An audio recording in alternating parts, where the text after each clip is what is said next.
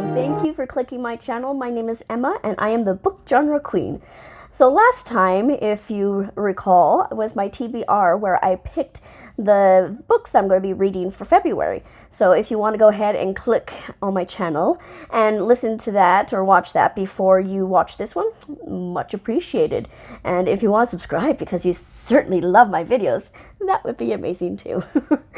So I did try to do a little bit more pictures and a little bit more background with everything, and I had a really nice one right here, but it had people's faces on it, and apparently my phone freaked out and started focusing on them instead of me, and back and forth, and so it didn't work. So we got the map back there, and nice little crochet thing right there, so that's something. Yay. So excited. Alrighty, so let us go ahead and get into this. So the first book I am going to do a sneak peek for is called The Princess Saves Herself in This One. And so just in case you haven't watched my other book sneak peeks, what I do is I read a little bit of each book that I'm going to be reading for this month, so you get a little bit of a view of it to see if you like the writing, see if it's something that's interesting to you, and see if you actually want to read it yourself, or if you've already read it, to enjoy listening to the beautiful words, hopefully beautiful words that are going to be able to, listen to by my melodious, my really nice voice. I'm trying to sound smart. Maybe it worked. I don't know. I don't think so, but we can try. So let us go ahead and get into the first one. And again, this is The Princess Saves Herself in This One, and I'm going to show a brief preview of the picture, and here it is. All right, and we're back. I do this, so I know when to do it. So hopefully I didn't put the picture when I did that. Anyway, so let us get into it. And so the first poem is called Warning 1. This is not a fairy tale. There is no princess, there is no damsel, there is no queen. There is no tower, there are no dragons.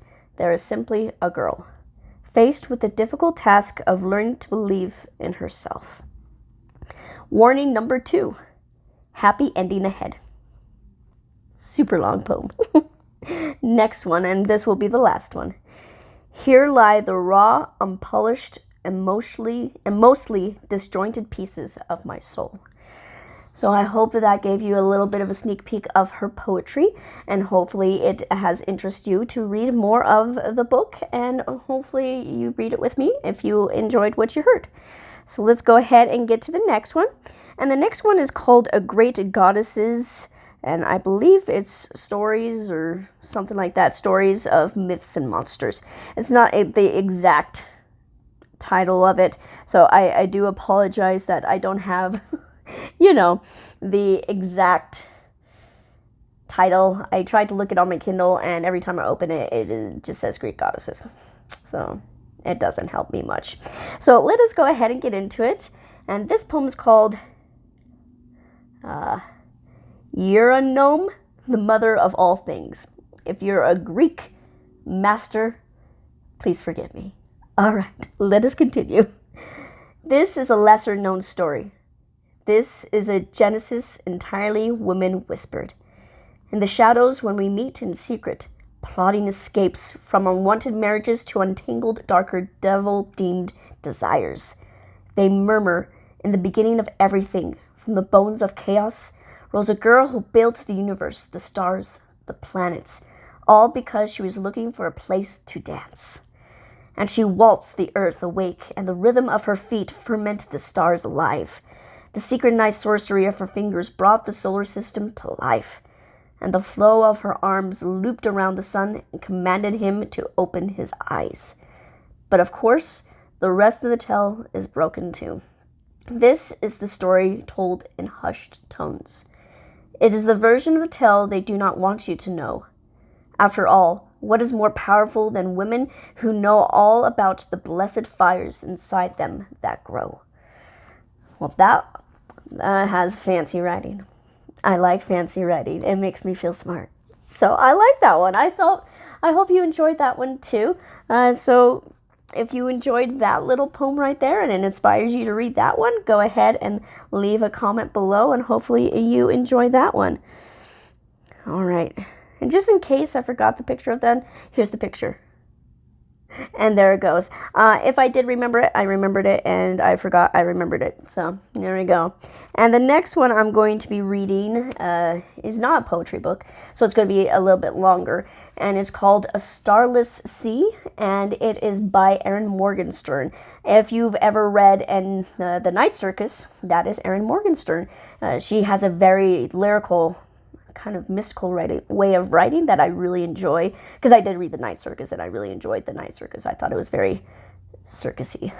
That was a bad joke, but it was really fun. So I hope you enjoy the little tidbit thing here. I hope I enjoy it too. And if we both enjoy it, I hope you read it and I get to read it, and I hope I like it, I get to read it. So let us begin with the first chapter. And it's titled Sweet Sorrows. Once, very long ago. There is a pirate in the basement. The pirate is a metaphor, but also still a person. The basement could rightly be considered a dungeon. The pirate was placed here for numerous acts of piracy natured considered criminal enough for punishment by those non-pirates who decide such things. Someone said to throw away the key, but the key rests on a tarnished ring on a hook that hangs on the wall nearby.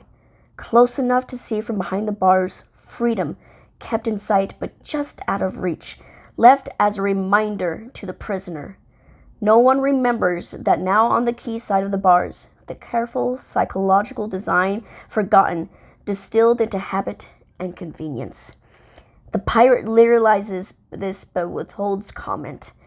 The guard sits in the chair by the door and reads crime serials on faded paper, wishing he were an idealized fictional version of himself, wondering if the difference between pirates and thieves is a matter of boats and hats. After a time, he was replaced by another guard. The pirate cannot discern the precise schedule, as the basement dungeon has no clocks to mark the time, and the sound of the waves of the shore beyond the stone walls muffles the morning chimes, the evening merriment. This guard is shorter and does not read. He wishes to be no one but himself. He lacks the imagination to conjure alter egos, even the imagination to empathize with the man behind the bars, the only other soul in the room besides the mice. He pays elaborate amounts of attention to his shoes when he is not asleep. He is usually asleep. Approximately 3 hours after the short guard replaces the reading guard, a girl comes. The girl brings a plate of bread and a bowl of water and sets them outside the pirate's cell with hands shaking so badly that half the water spills. Then she turns and scampers up the stairs. The second night, the pirate guesses it is night, and the pirate stands as close to the bars as he can and stares, and the girl drops the bread and nearly out of reach and spills the bowl of water almost entirely. The third night, the pirate stays in the shadows of the back corner and manages to keep most of his water. The fourth night, a different girl appears. This girl does not wake the guard. Her feet fall more softly on the stones, and any sound they make is stolen away by the waves or by the mice. This girl stares into the shadows at the barely visible pirate, gives a little disjointed smile, and places the bread and bowl by the bars. Then she waits. The pirate remains in the shadow. After several minutes of silence punctured by the guard snoring, the girl turns away and leaves. All right, I hope you enjoyed that one as well. It is, honestly, sounds really pretty. And here's the picture. And it's away. I hope you really enjoyed that. I'm going to enjoy reading it if that's how the whole book is written. I think it's really, really beautifully written. So I hope this gave you inspiration to read these books this month, or to enjoy little tidbits of the books you've already read. Go ahead and leave comments below if you enjoyed it. And as always, like and subscribe to my marvelous channel so that you will continue to see my beautiful face, the beautiful Kindle, and be able to see what books we're going to be reading and join along. I really would like to make this a fun community-based, channel to be able to enjoy reading, since this is a reading channel. So thank you again for, clicking on this channel. Again, my name is Emma, and knowledge is power, and you get knowledge through books. Thank you for watching.